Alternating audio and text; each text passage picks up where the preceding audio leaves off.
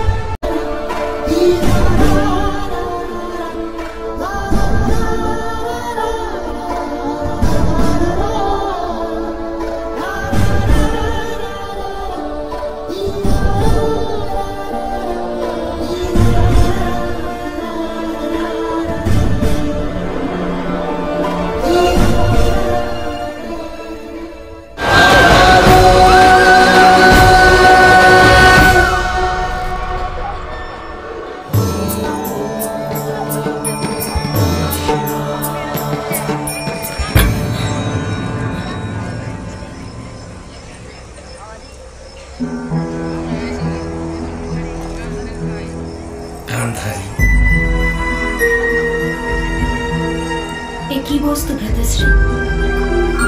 পিণ্ডদান। পিণ্ডদান জানিস না? কোন অতৃপ্ত আত্মাকে লৌহ নির্মিত পিণ্ড দান করা হয় ভ্রাতাশ্রী? অতৃপ্ত আত্মাকে পিণ্ডে আটা দান করা হয়, কিন্তু অতৃপ্ত ইচ্ছাকে লৌহ পিণ্ড দান করা হয়। আজ আমার অতৃপ্ত ইচ্ছার তৃপ্তি হয়ে যাবে। আজ আমার ভাগিনেও হস্তিনাপুরের যুবরাজ হতে চলেছে।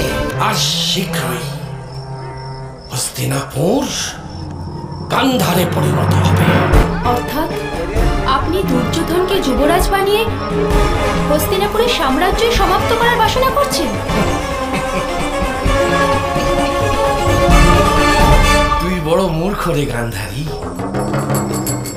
আমি হস্তিনাপুরের সাম্রাজ্যকে কখনো শেষ করব না। আমি কেবল এই বংশের দম্ভ আর অন্যায়পূর্ণ সংস্কারগুলোকে শেষ করে দেব। এই রাজত্বের নামই থাকলো না হয় হস্তিনাপুর, কিন্তু বাস্তবে তা হয়ে যাবে গান্ধার। কারণ তা শাসিত হবে গান্ধারের নিয়ম ও সিদ্ধান্ত মেনে। প্রিয় বোন, তুই বিরোধিতা করতেই পারিস না, কারণ আমি এমন কোনো কার্য করছি না যাতে তোর শতপুত্র আর তোর স্বামীর কোনো ক্ষতি হয়ে যায়। আমার যুদ্ধ তো সর্বদা গঙ্গাপুত্র ভীষ্মের সঙ্গেই ছিল, যে অহংকারে মত্ত হয়ে তিনি গান্ধার এসেছিলেন।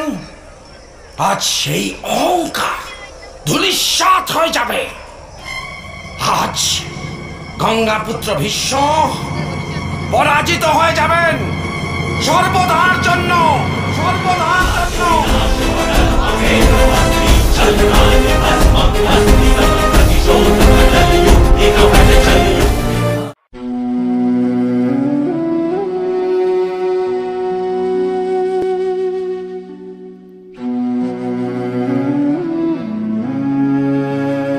হস্তিনাপুরে আজ পুরো রাষ্ট্রের যুবরাজের ঘোষণা হতে চলেছে।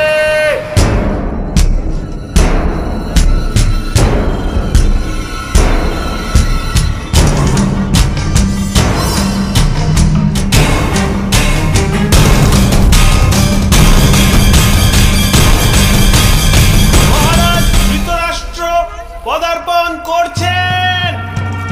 মহারাজ ধৃতরাষ্ট্রের জয়। মহারাজ ধৃতরাষ্ট্রের জয়।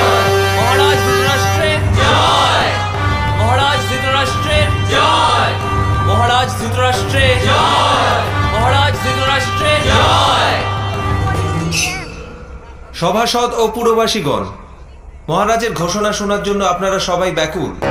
কিন্তু মহারাজ, এই শুভক্ষণে আপনার গুরুত্বপূর্ণ ঘোষণার পূর্বে যদি মহামহিম ভীষ্মর আশীর্বাদ কুমাররা লাভ করে, তবে রাজকুমারদের শিক্ষা সম্পন্ন হবে। যদি আপনি আজ্ঞা দেন তবে। অবশ্যই এবার দাতশ্রী তার বক্তব্য রাখবে। মানে কি চাইছেন রে সোনাটা? আশীর্বাদ দেওয়ার চেয়ে অধিক আর কি বা বলবেন মামাশ্রী? ভৈরব যখন ভৈরবী গান, যে শোনে সে বিলাপ করে, আর যে না শোনে সেও বিলাপ করে।